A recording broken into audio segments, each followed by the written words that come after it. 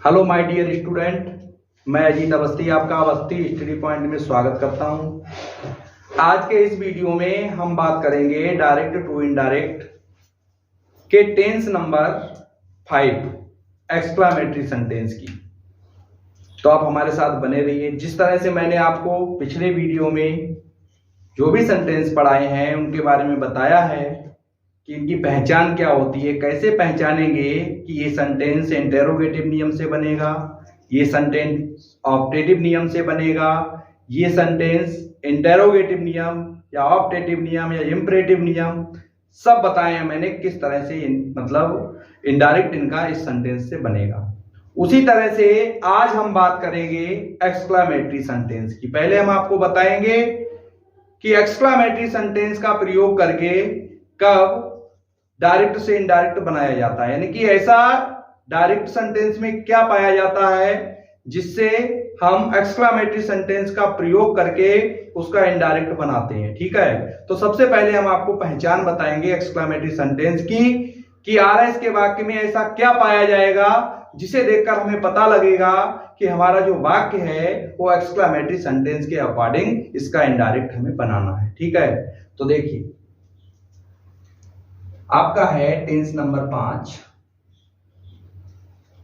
Exclamatory sentence. जिसे कहते हैं विस्मयबोधक वाक्य। क्या कहते हैं? विस्मयबोधक वाक्य। ठीक है, तो आप हमारे साथ बने रहिए। अब हम आपको पहले पहचान बताएंगे कि किस तरह से आप एक्सक्लेमेटरी सेंटेंस को पहचानेंगे कि इनका इनडायरेक्ट हमें एक्सक्लामेटरी सेंटेंस के अकॉर्डिंग बनाना है। फिर हम आपको बताएंगे कि एक्सक्लामेटरी सेंटेंस में किन किन चीजों का ध्यान रखना चाहिए और उनका इनडायरेक्ट बनाने के लिए किस प्रकार से नियम का यूज किया जाता है। तो हम आपको एक टेबल के माध्यम से स्टेप बाय स्टेप सभी चीजें बताएंगे। आप हमारे साथ बने रहिए। देखिए, सबसे पहले हम बताएंगे आपको पहचानेंगे कैसे कि एक्सक्लामेटरी सेंटेंस का प्रयोग करके हमें इसका इनडायरेक्ट बनाना है। ओके, यदि आरएस के वाक्य की शुरुआत, मैंने कहा था आपसे आरएस का वाक्य ही बताता है कि सेंटेंस को किस नियम से बनाना है। ठीक है, उसी तरह से मैं आज आपको एक्सक्लामेटरी सेंटेंस के अकॉर्डिंग मतलब एक्सक्लामेटरी सेंटेंस जो है वो कहां से पहचाना जाएगा वो बता रहे हैं। ठीक है, तो देखिए, यदि आरएस के वाक्य की शुरुआत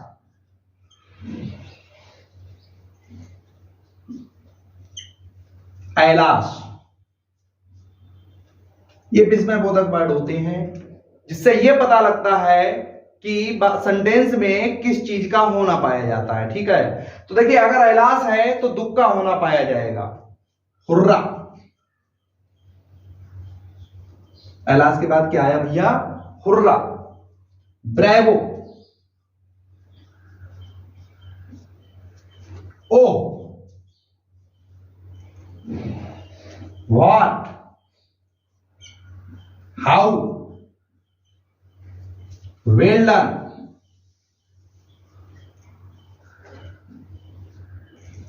आदि शब्दों से।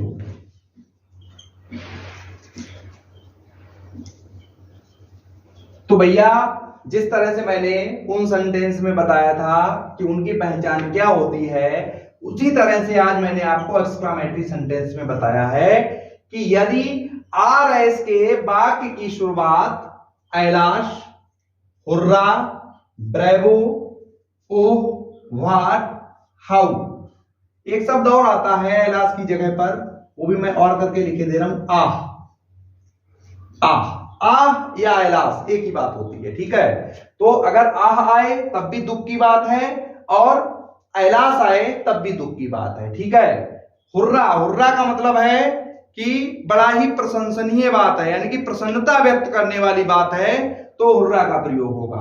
ब्रेवो का मतलब होता है जहां पर आपको कोई प्रशंसनीय बात हो। कैसी हो? प्रशंसा करने योग्य बात हो। ठीक है, तो आप ब्रेवो का यूज करेंगे।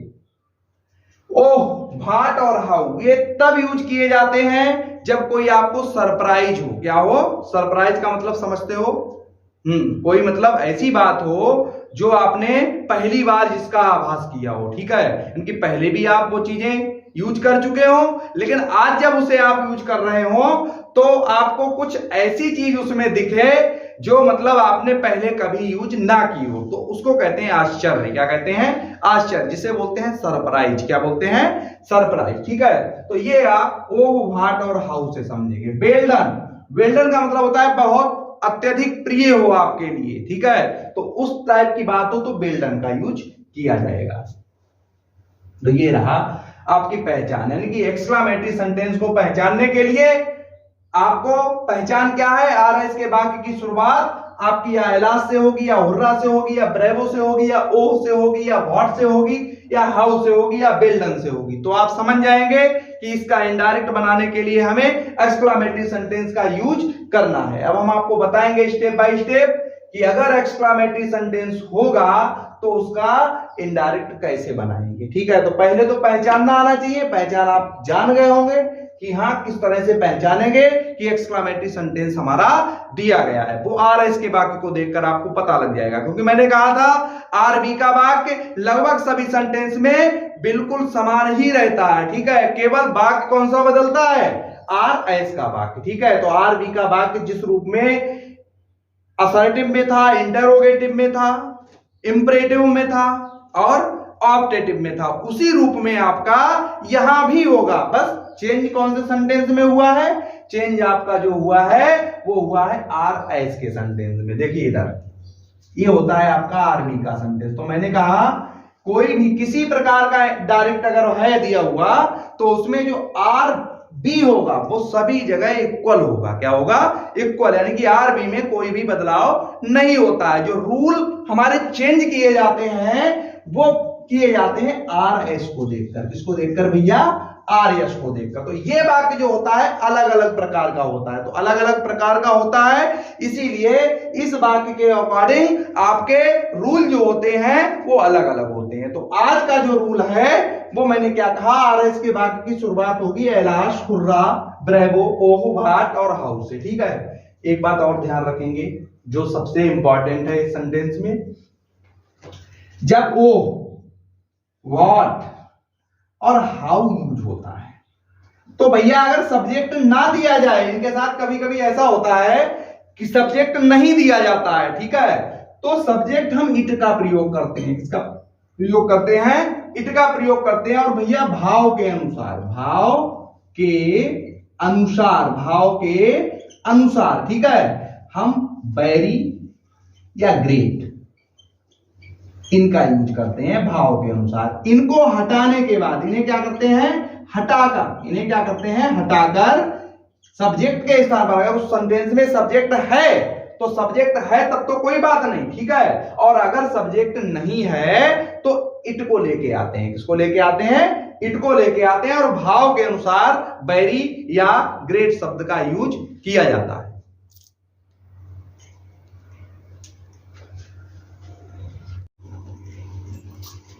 तो भैया आप समझ गए होंगे, ओ, व्हाट और हाउ अगर आएगा और आपका सब्जेक्ट नहीं दिया जाएगा, ठीक है, तो आप भाव के अनुसार किसका प्रयोग करेंगे? इट का प्रयोग करेंगे। तो बताइए स्टेप बाय स्टेप आपको यहां से लेके यहां तक का हमारा समझ आ गया होगा। कैसे पहचानेंगे कि आर एस का वाक्य किस रूप में हो तो हमें एक्सक्लामेटरी सेंटेंस के अकॉर्डिंग इनडायरेक्ट बनाना है, ठीक है, और फिर जो आरबी का वाक्य होता है वो सभी में सेम रूप, मतलब बिल्कुल जो भी कोई भी सेंटेंस हो, चाहे आपका असर्टिव हो, चाहे इंपरेटिव हो, चाहे इंटरोगेटिव हो और चाहे ऑप्टेटिव हो, आरएस के वाक्य से पहचान नहीं होती है सेंटेंस की, वो सभी में सेम रूप दिया जाता है। केवल आपका आरएस का वाक्य बताता है कि हमें किस रूप में उसका इनडायरेक्ट बनाना है, ठीक है। तो मैंने आपको बता दिया है कि एक्सक्लामेटरी सेंटेंस में क्या रूप दिया जाएगा आरएस के वाक्य का, तो आपको एक्सक्लामेटरी सेंटेंस के अकॉर्डिंग आपको उनका इनडायरेक्ट बनाना है। अब हम बताएंगे शैड या सेड टू के स्थान पर क्या यूज करना है आपको। तो देखिए मैं मिटा रहा हूं, उसके बाद ही बता पाएंगे।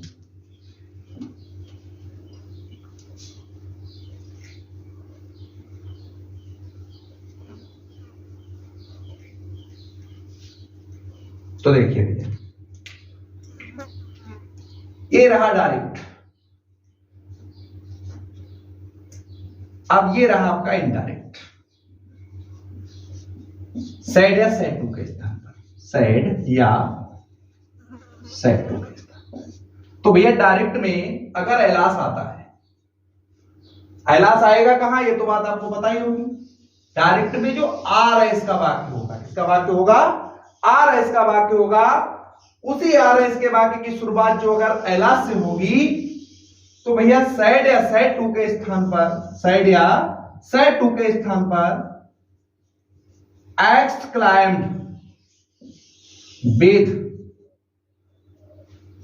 सॉरो, किसका प्रयोग करेंगे, एक्सक्लाइम्ड विद सॉरो का प्रयोग करेंगे। अगर भैया हुर्रा आएगा, क्या आएगा, हुर्रा। अच्छा यहां पे एक शब्द और हम लिखे दे रहे हैं, आह, आह, ठीक है। तो आह आता है या एलास आता है। वैसे कुछ लोग ग्रीफ का भी प्रयोग करते हैं, लेकिन भैया हम एक ही रूप से समझाते हैं आपको। ग्रीफ रूफ आप मत मतलब चक्कर में पड़िए, केवल आप ध्यान रखिए सॉरो का, ठीक है। कुछ लोग ग्रीफ का भी यूज करते हैं, लेकिन हम कभी भी ग्रीफ का यूज हम आपको नहीं बताएंगे, ठीक है। रिग्रेट का भी यूज करते हैं, रिग्रेट है, ग्रीफ है और सॉरो है, लेकिन हम हमेशा सॉरो का यूज करते हैं। तो आप हमेशा सॉरो का ही यूज करेंगे जब आपको एलास या आह शब्द आएगा, ठीक है। रिग्रेट ना लगाएंगे, ना आपको ग्रीफ लगाएंगे। बस केवल अगर आपकी बुक में दे रखा है इस टाइप का, मतलब ग्रीफ लगा के दे रहे हैं या रिग्रेट लगा के दे रहे हैं, इसलिए मैंने आपको बता दिया, लेकिन आप हमेशा यूज करेंगे सॉरो का, ठीक है। आगे आ जाओ, अगर हुर्रा है तो हुर्रा, और एक बात ध्यान रखेंगे, मैंने कहा था ये शब्द हटा दिए जाते हैं जब सेड टू के स्थान पर इसका यूज होगा, तो ये शब्द हटा दिए जाते हैं, ठीक है। तो इसमें क्या होगा, एक्सक्लाइम्ड का एक्सक्लाइम्ड ही रहेगा, विद का विद ही रहेगा, जॉय का यूज करेंगे। किसका यूज करेंगे, जॉय का।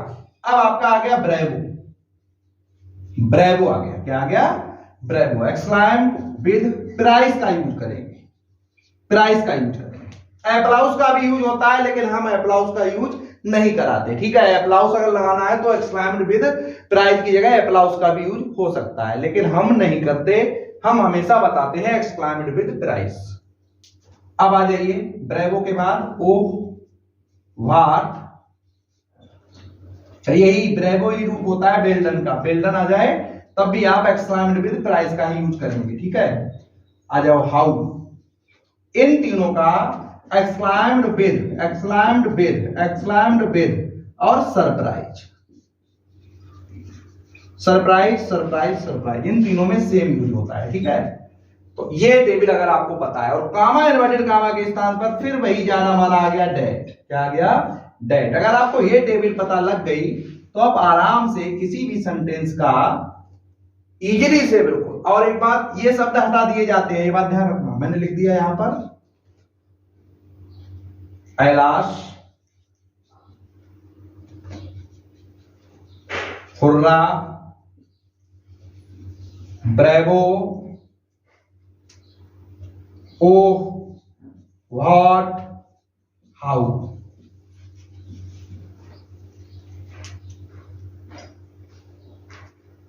को इनडायरेक्ट में नहीं लिखा जाता है, ठीक है। तो इन्हें इनडायरेक्ट में नहीं लिखा जाता है। और भैया जैसे पर्सन बदलना है वैसे पर्सन बदलेंगे, जैसे वर्ब में चेंजेस होता है वैसे वर्ब में चेंजेस करेंगे, सब काम वैसे ही करेंगे। बस केवल इतना चेंज करेंगे आप कि इन शब्दों को हटा देंगे, क्या कर देंगे, हटा देंगे। जब सेड या सेड टू के स्थान पर इन शब्दों को देखकर इसका प्रयोग किया जाता है, ठीक है। तो अब हम आपको एग्जाम्पल बताएंगे 5-6, आप इसका स्क्रीनशॉट ले सकते हैं। देखिए अब एग्जाम्पल देखिए, अभी तक मैंने आपको कोई भी रूप दिखाया है इनडायरेक्ट का, वो ऐसा नहीं होगा जैसा इसका होगा, ठीक है। इसका बिल्कुल अलग से रूप होगा। तो देखिए अलग से रूप क्या होगा। जैसे कहा राम सेड टू हिम। देखिए बेटा पिछले वाक्यों में भी हम ये जो आरबी का वाक्य है वो वैसे ही लिखते थे जैसे यहां पे लिखा है। इससे कोई भी पहचान नहीं होगी कि ये सेंटेंस किस रूप में जा सकता है। बस अब जो अब वाक्य लिखेंगे उससे पहचान होगा। अब जो सेंटेंस लिखा जाएगा उससे पहचान होगी कि इसे किस रूप में बनाना है। जैसे मैंने लगा दिया है लास्ट, आई र्यूम्ड, मैं बर्बाद हो गया। इसका मतलब क्या हुआ भैया, बर्बाद हो गया। तो ये दुख की बात है तो इसलिए एलास का यूज किया गया है। आई र्यूम्ड, मैं बर्बाद हो गया, ये दुख की बात है इसलिए एलास का यूज किया गया। अब देखो एलास से शुरुआत हो गई आरएस के वाक्य की, हम समझ गए कि एक्सक्लेमेटरी सेंटेंस का यूज होना है इसमें। तो क्या करना है, सेड टू के स्थान पर एलास को देखकर टेबल हम तुम्हें बता चुके हैं, अब हम डायरेक्ट लिख रहे हैं। टेबल में देखकर आप हमें बताइए। तो exclaimed with sorry, comma inverted comma की जगह पे वो तो पहले हिम लगा लो, उसके बाद कामा इन्वर्टेड कामा की जगह पे डेट का यूज हो गया। देखो भैया मैंने सेड टू की जगह पर हिम को छोड़कर सेड टू की जगह पर एलास को देखा। एलास को देखते ही हमें पता लग गया कि एक्सक्लाइम्ड विद सॉरो का यूज होगा। उसके बाद मैंने ऑब्जेक्ट लगा दिया, फिर कॉमा इन्वर्टेड कॉमा की जगह पे डेट लगा दिया। अब एलास को हम मतलब एलास को हम क्या कर देंगे, हटा देंगे। क्यों, मैंने रूल दिखाया था एलास को हटा देते हैं, ठीक है। तो अब आई को चेंज करेंगे। आई किस में चेंज होगा भैया, वीडियो नंबर फर्स्ट में बता चुके हैं। आई फर्स्ट पर्सन होता है, फर्स्ट पर्सन सब्जेक्ट के अनुसार चेंज होता है। सब्जेक्ट की जगह पे राम है, राम से प्रोनाउन ही आ गया। क्या आ गया, ही। अब र्यूम्ड सेकंड फॉर्म है, वीडियो नंबर 2 में बता चुके हैं। सेकंड फॉर्म को हेड लगाकर थर्ड फॉर्म कर देते हैं, तो हेड र्यूम्ड। ये देखिए आपका इजीली तरीके से, बहुत ही आसान तरीके से आपका इनडायरेक्ट बनके तैयार हो गया, ठीक है। तो इस तरह से आप इनडायरेक्ट बनाते हैं। आगे देखिए, Mohan said to him, comma inverted comma, hurrah,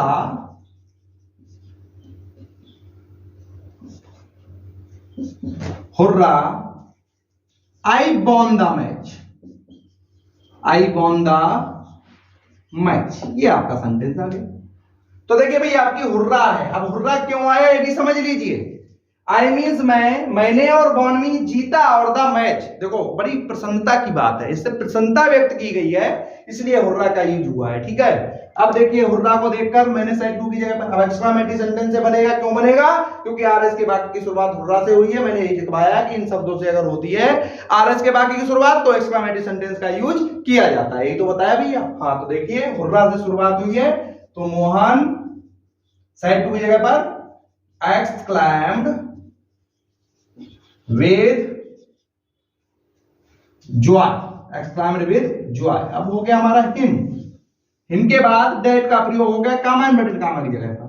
अब हुर्रा हटा देंगे, आई को मोहन में ले गए, ही हो गया। बॉन सेकंड फॉर्म है, सेकंड फॉर्म से क्या हो गया, हैड बॉन और द मैच। बताइए भैया क्या दिक्कत आ रही, फुल स्टॉप का यूज होता है केवल। आगे आ जाइए, Ram said to Shyam, comma inverted comma, how beautiful, how beautiful. ये देखिए बिल्कुल बहुत ही अच्छा वाक्य है, बहुत बार आया हुआ बोर्ड में। तो ये देखिए इस तरह का वाक्य। अब देखो हाउ आया है प्लस विस्मयबोधक साइन है, तो इंटरोगेटिव तो हो नहीं सकता। आपका क्या होगा, हाँ एक्सक्लेमेटरी सेंटेंस होगा। तो देखो हाउ को देखकर क्या लगाएंगे भैया, Ram exclaimed with surprise, Shyam हो गया। कामा इन्वर्टेड कामा भैया क्या हो गया, डेट हो गया। अब देखिए मैंने क्या कहा, जैसे मैंने कहा था उसी तरह से ये वाक्य आ गया है। इसमें देखो सब्जेक्ट नहीं है और हाउ को हटाना है। अब हाउ हटेगा, सब्जेक्ट है नहीं, तो भैया किसका प्रयोग कर लें, इट का प्रयोग कर लें। इट वाज, इजारन का बाज पर हो जाता है, तो इट बाज। और ब्यूटीफुल के अकॉर्डिंग भाव क्या आएगा, वेरी आएगा या ग्रेट आएगा, तो वेरी आएगा। तो very beautiful, it was very beautiful. ये रहा आपका सेंटेंस। तो इसी तरह से आप समझ गए होंगे कि सभी सेंटेंस आप इसी तरह से बनाएंगे, ठीक है। मैं इतने एग्जाम्पल आपको बता सकता हूं। Thank you class.